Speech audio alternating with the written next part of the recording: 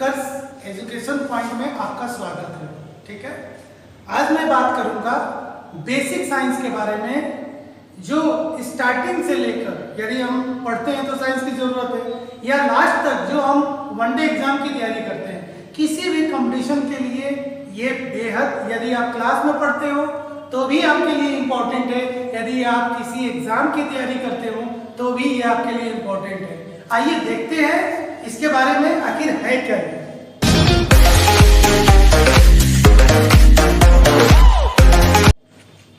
देखिए, अभी मैं बात कर रहा हूं बेसिक साइंस की। देखिए, सबसे बड़ी चीज है कि साइंस होता क्या है, साइंस है क्या। तो साइंस को हिंदी में कहा जाता है विज्ञान। बी फॉर विशेष, ज्ञान माने नॉलेज। किसी भी चीज के बारे में विशेष नॉलेज को साइंस कहा जाता है। विशेष नॉलेज मतलब जैसे हम डॉक्टर, यदि हमको कोई प्रॉब्लम है, यदि हम डॉक्टर के पास जाते हैं और डॉक्टर से अपनी हम प्रॉब्लम बताते हैं, तो डॉक्टर हमें क्या करता है?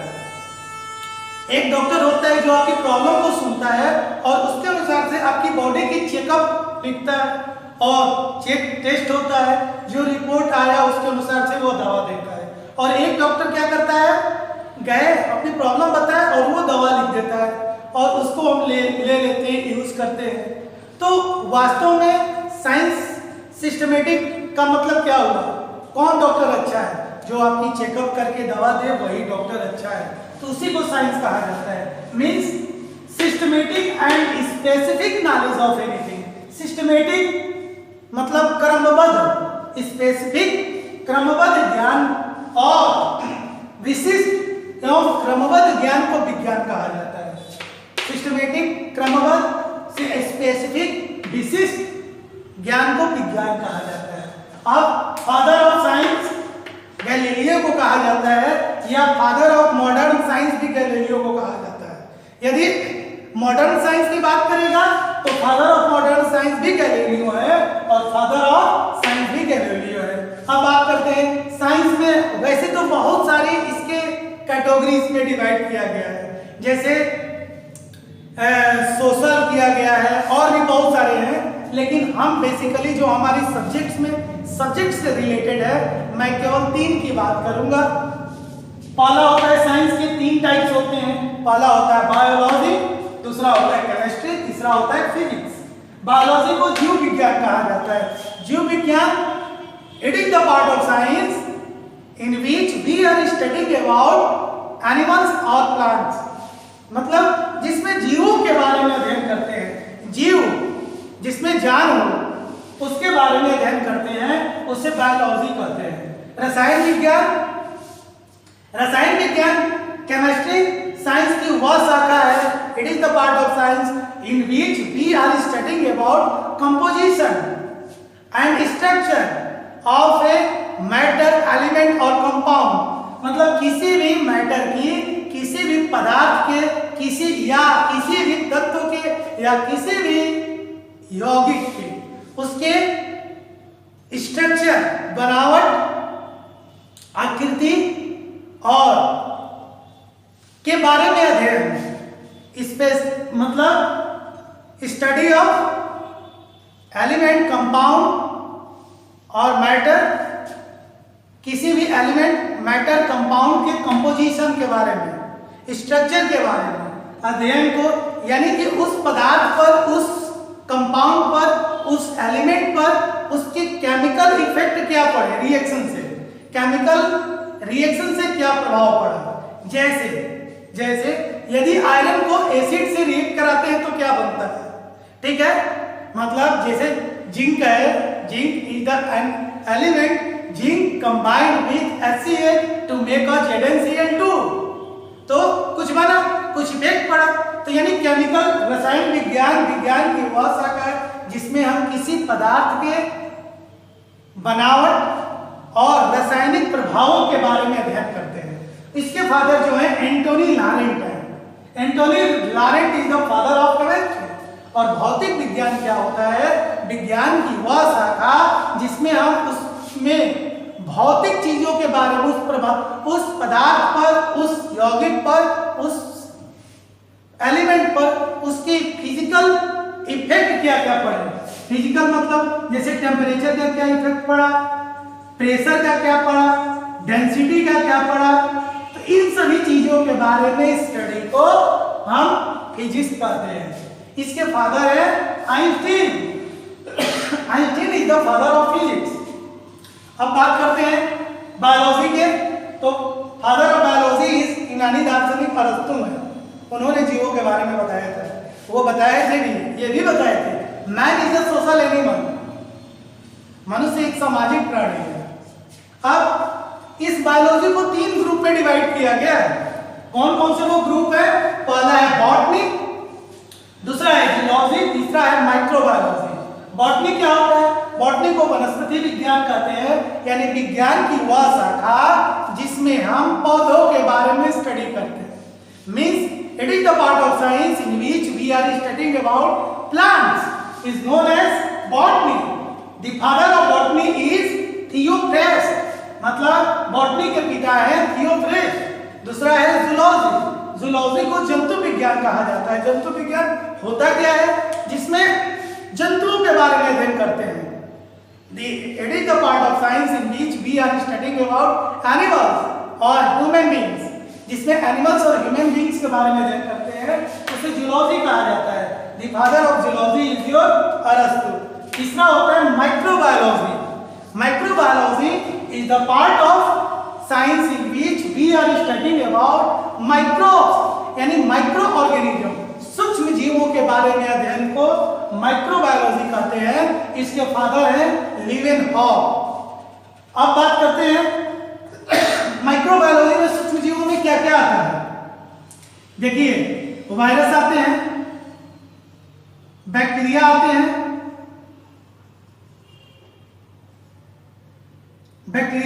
वायरस आते हैं, उसके बाद फंगी आते हैं। ठीक है, तो इसके बारे में अध्ययन को हम माइक्रो ऑर्गेनिजम्स के बारे में अध्ययन को हम माइक्रोबायोलॉजी कहते हैं।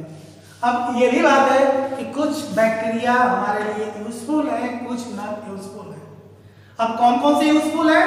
जैसे दूध से दही बनता है, तो लैक्टोबासिलस जो हमारा बैक्टीरिया है, दिस इज द यूजफुल या यूजफुल है लैक्टोबासिलस, जिसका काम है दूध से दही बनाना।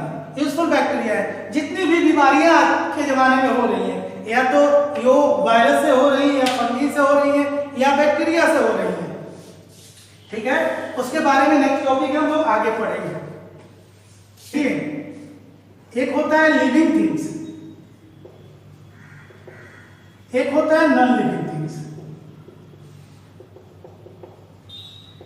आखिर दोनों में डिफरेंस क्या होते हैं? लिविंग थिंग्स जिसको सजीव कहा जाता है, नॉन लिविंग थिंग जिसको निर्जीव कहा जाता है। तो आखिर दोनों में डिफरेंस देखिए। सजीव मतलब जिसमें जीव हो, यानी जिसमें जान हो, जिसमें लाइफ हो, उसे लिविंग थिंग्स कहा जाता है। और that things which do not have a life, that is known as non-living things। जैसे लिविंग थिंग्स के बारे में हम बात करते हैं और थोड़ा deeply, living things that can grow, the things which are grow, that reproduce, जो reproduce करे, that's taking oxygen, taking food for their survival, जो कि भोजन ले अपने जीने के लिए, taking oxygen, respiration करे, taking oxygen for respiration। Non-living things are that things which do not grow, do not reproduce, do not taking food, do not taking oxygen। मतलब ये लिविंग थिंग्स और नॉन लिविंग थिंग्स के बारे में है। तो जैसे एग्जांपल बात करते हैं, जितने भी प्लांट्स, एनिमल्स, ऑर्गेनिजम्स, जितने भी सारी चीजें हैं वो हैं हमारी लिविंग थिंग्स। और जितने भी उसको छोड़कर चीजें हैं जो ग्रो ना करे, जो रिप्रोड्यूस ना करे, जो भोजन ना ले, ठीक है, वो होता है नॉन लिविंग थिंग्स। अब हम आगे बात करते हैं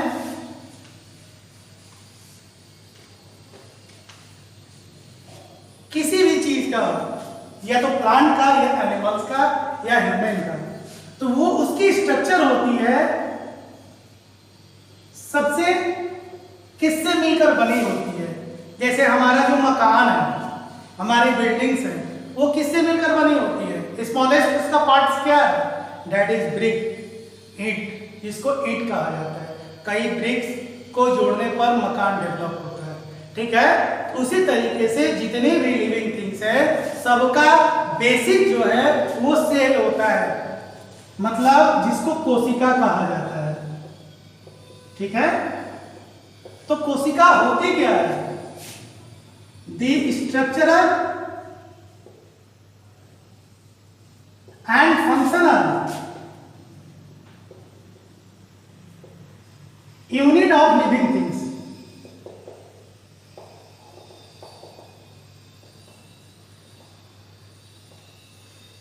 शरीर की रचनात्मक व क्रियात्मक इकाई को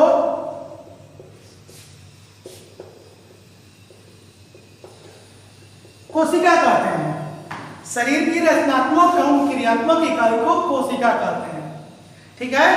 अब इसके खोज किसने किया था? तो रॉबर्ट हुक इन 1665 में, 1665 में उन्होंने सबसे पहले प्याज के छिलके पर इसका शोध किया और उसका नाम सेल दिया, ठीक है। कई तरह के कई सेल जिनकी फंक्शनिंग सेम हो, वो मिलकर टिश्यूज बनाते हैं। यानी a group of cell having same function that is known as tissues, जिसको हिंदी में उत्तक कहा जाता है। A group of cell having doing same function, और कई तरह के टिश्यूज मिलकर ऑर्गेन बनाते हैं।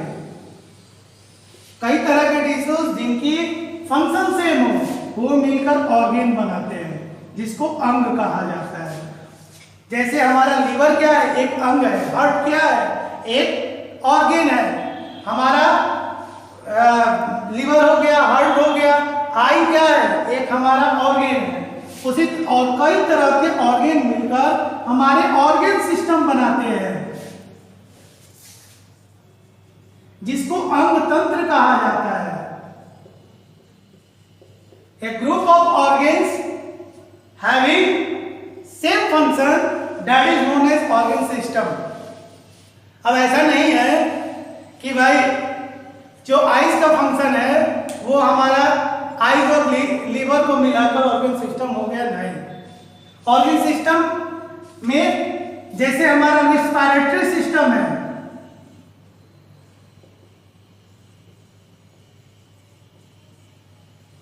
श्वसन तंत्र है, तो रिस्पायरेटरी सिस्टम में यानी रिस्पायरेशन में, श्वसन में जो ऑर्गेन्स हमारे यूजफुल हैं, वो सब मिलकर हमारे रिस्पायरेटरी सिस्टम बनाते हैं। नर्वस सिस्टम है, ठीक है, उस एक्जेक्टरी सिस्टम है, तो इन सबको कहा जाता है ऑर्गेन सिस्टम। और कई तरह के ऑर्गेन सिस्टम मिलकर एक बॉडी बनाते हैं, शरीर बनाते हैं, चाहे किसी का भी हो। कई तरह के organ, A group of organ systems make a body, ठीक है। ये बात हो गई। अब हम बात करते हैं प्लांट सेल और एनिमल सेल में डिफर क्या होता है।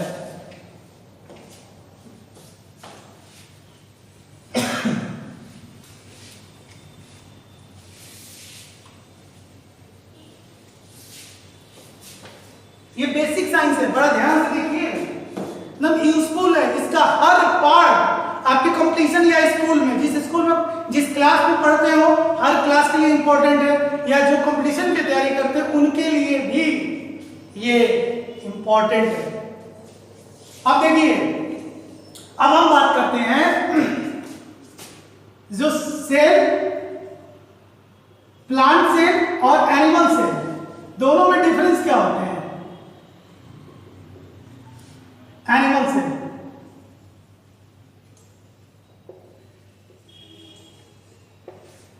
प्लांट सेल, प्लांट आप देखें कैसा होता है, ग्रीन होता है। तो पूछा जाता है कि प्लांट ग्रीन क्यों होता है, ये भी क्वेश्चन है। बिकॉज इन प्लांट्स में क्या होता है कि हमारा क्लोरोप्लास्ट पाया जाता है, यानी क्लोरोफिल पाया जाता है, जिसको क्लोरोप्लास्ट भी कहा जाता है, क्लोरोफिल या क्लोरोप्लास्ट। इस क्लोरोफिल की देन है कि प्लांट का कलर ग्रीन होता है।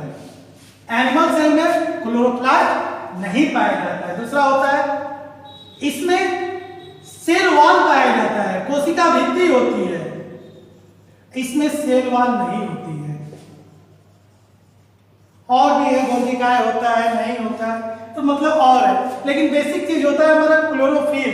ठीक है, अब बात करते हैं क्लोरोफिल का यूज क्या है। देखिए, एक प्रोसेस होता है जिसको फोटोसिंथेसिस कहा जाता है।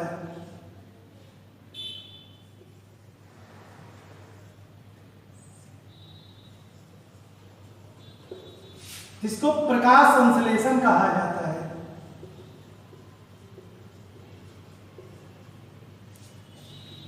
तो प्रकाश संश्लेषण होता क्या है? ये क्लोरोफिल, ध्यान से देखेंगे, क्लोरोफिल या पर्णहरित हिंदी में कहा जाता है।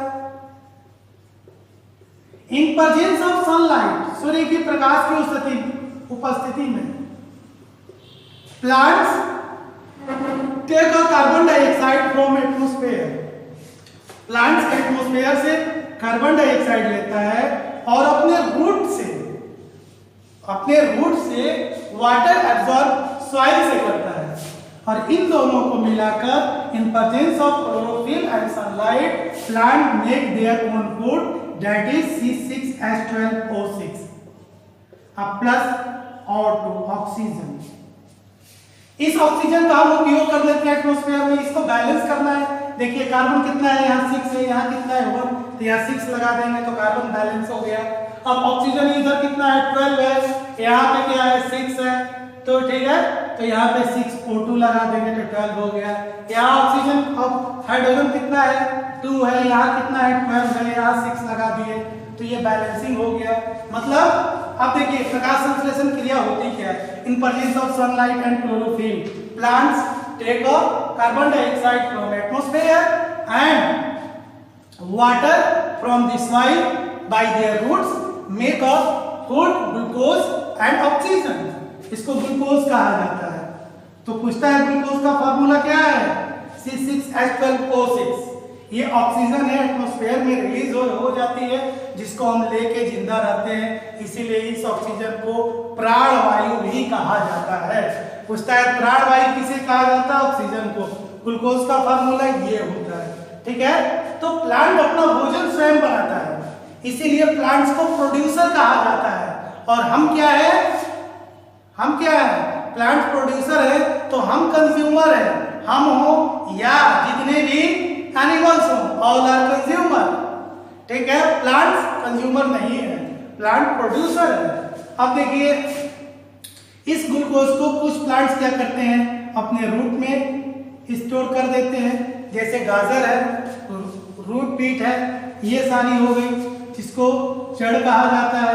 कुछ क्या करते हैं, अपने तना में, स्टेम में, तना में, जैसे आलू है, पोटैटो है, तो क्या है स्टेम में स्टोर हो जाता है। कुछ जो होते हैं अपने लीफ में, जैसे स्पिनिच है, पत्ती में, और कुछ होते हैं जो फ्लावर में स्टोर कर देते हैं, उसका फ्लावर हमारे लिए यूजफुल होता है। कुछ होते हैं कि फ्रूट्स के रूप में, ज्यादातर फ्रूट्स के रूप में एब्जॉर्ब करते हैं, फल के रूप में, ये फूल होता है।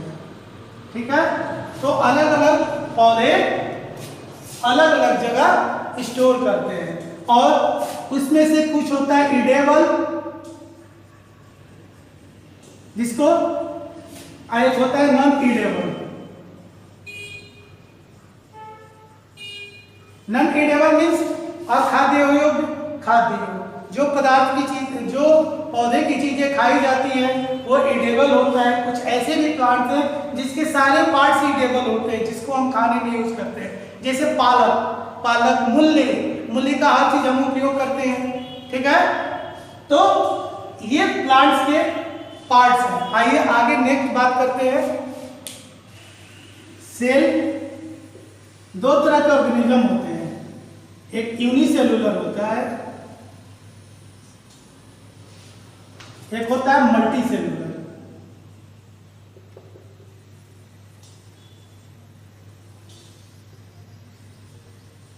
यूनिसेलुलर मीन्स एक कोशिकीय, मल्टी सेलुलर मीन्स बहुकोशिकीय। यूनिसेलुलर क्या होता है?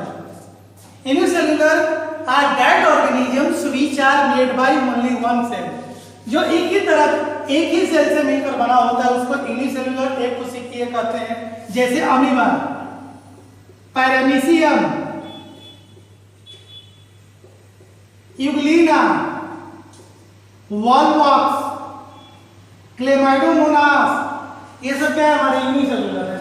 बहुत कोशिकीय multicellular that are made of more cells या मल्टी सेल्स, उसको कहा जाता है बहुकोशिकीय जीव। बहुत सारे ऐसे हैं, जैसे ह्यूमन बींग्स है, जितने भी एनिमल्स हैं, वो मीन्स सिंपली इसको कहा जाता है कि unicellular are that organisms which are not seen by naked eyes, जो हमारी नंगी आंखों से ना देखे उसको यूनिसेलुलर कहते हैं। इसको देखने के लिए माइक्रोस्कोप, वो भी हाई पावर की, जो नाम है इलेक्ट्रॉन माइक्रोस्कोप का यूज किया जाता है, जिसके थ्रू देखा जाता है। लेकिन मल्टीसेलुलर को हम जनरली अपने आंखों से देखते हैं। तो पूछा जाता है कि सबसे बड़ा सेल किसका होता है? तो सबसे बड़ा अंडा होता है शुतुरमुर्ग का। तो शुतुरमुर्ग के सेल सबसे बड़े होते हैं, ठीक है? शुतुरमुर्ग का अंडा इसे